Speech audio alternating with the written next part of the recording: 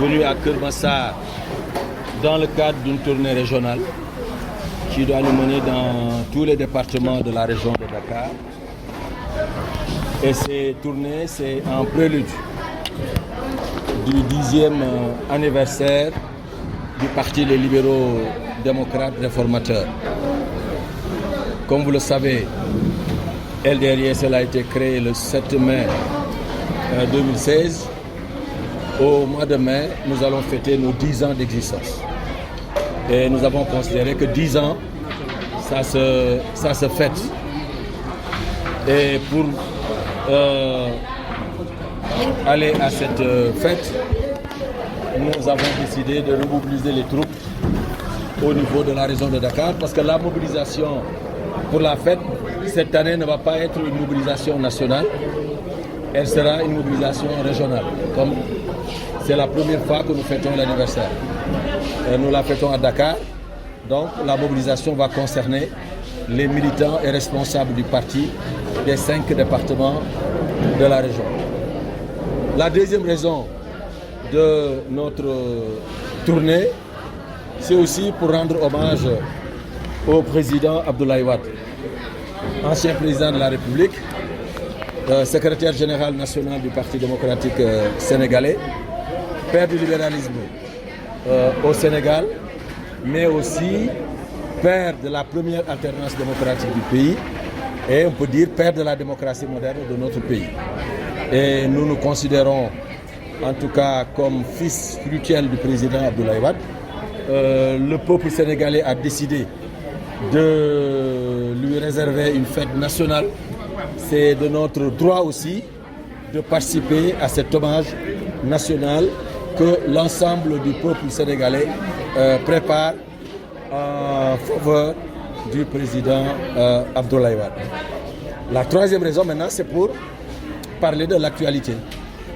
Parce que nous sommes un parti d'opposition, un membre éminent du Front pour la défense de la démocratie et de la République, qui constitue la principale plateforme de l'opposition aujourd'hui. Et c'était notre devoir de venir entretenir nos militants, nos responsables de la situation politique nationale.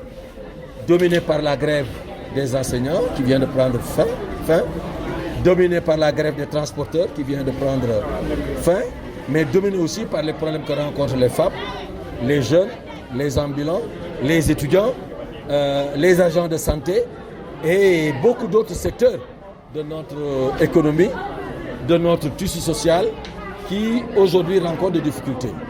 Et nous pensons qu'il était important de venir parler de ces questions-là, mais de venir aussi écouter nos militants, écouter nos responsables. Et vous-même, vous avez suivi le discours de nos responsables qui sont revenus sur l'ensemble de ces problématiques que je viens de soulever. C'est l'occasion aussi pour nous, cette tournée, de lancer un appel à l'opposition pour une plus grande unité, d'action. D'abord en direction des élections territoriales, mais aussi pour faire face au régime qui est en train de démanteler la démocratie, qui est en train de remettre en cause les acquis démocratiques, mais aussi qui est en train de travailler à étouffer notre économie et à étouffer toute idée de contestation qui pourrait naître de la part des secteurs en lutte. Ce travail-là, nous entendons le poursuivre et nous entendons aussi le continuer. Parce qu'encore une fois, le Sénégal restera un pays de paix, un pays de démocratie et un pays où l'opposition va continuer à exister et à jouer son rôle. Et cette opposition est aujourd'hui interpellée devant le passage en force que tente le parti au pouvoir à l'Assemblée nationale. Vous avez entendu une proposition de loi émanant du groupe de la majorité à l'Assemblée nationale pour modifier les articles L29 et L30 du Code électoral. Je rappelle aux députés de PASTEF que le Code électoral qui est en vigueur au Sénégal est issu du consensus de 1992 sous la présidence de Feu Kéba Baye. Et depuis 1992, vous vous rappelez bien, le président Abdou Diouf avait dit « Je vais valider le consensus tel que défini par les acteurs politiques ». Et depuis lors, depuis Abdou Diouf, à chaque fois qu'on cherche à modifier le code électoral, à faire des changements au niveau de la loi portant un code électoral. On a convoqué les acteurs politiques, on en a discuté avec eux, jusqu'à aboutir à de nouveaux consensus. Parce que c'est normal qu'un code depuis 1992 qui puisse être régulièrement changé. Mais la forme doit être respectée. La forme, c'est le consensus, c'est la discussion, c'est le dialogue. Mais nous n'accepterons pas cette démarche cavalière de la majorité passée qui cherche à passer par une majorité mécanique pour modifier le code électoral, pour satisfaire la demande d'un homme politique, pour aussi tenter de barrer la route finalement à la chose jugée. Parce que la personnalité concernée a été condamnée à 2 reprises. Aujourd'hui, on cherche à lui enlever ses épines sur son pied pour lui ouvrir grandement les voies de la présidentielle de 2029. Ce qui me semble être anormal parce qu'encore une fois, une loi doit avoir un caractère général, impersonnel. On ne peut pas tailler sur mesure une loi pour satisfaire une quelconque personnalité, fût-elle le Premier ministre de la République du Sénégal. C'est la raison pour laquelle nous dénonçons la démarche, qui est une démarche cavalière, qui est une démarche solitaire, qui est une démarche antidémocratique.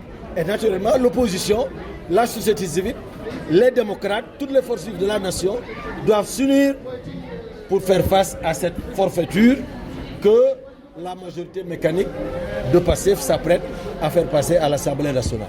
C'est important aussi d'en parler avec nos militants, d'en parler avec les Sénégalais pour que chacun puisse être interpellé, pour que aussi chacun puisse prendre ses responsabilités parce qu'encore une fois, la démocratie sénégalaise a été acquise de haute lutte par différentes générations.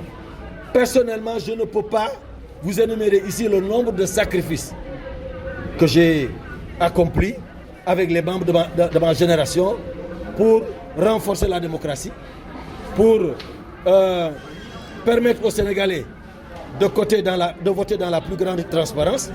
Mais nous avons subi les grenades lacrymogènes de l'époque, nous avons fait la prison à l'époque, nous avons été battus par la police à l'époque. Donc ce n'est pas aujourd'hui qu'on accepterait qu'on fasse n'importe quoi sur ces acquis démocratiques obtenus par le peuple sénégalais. Merci beaucoup.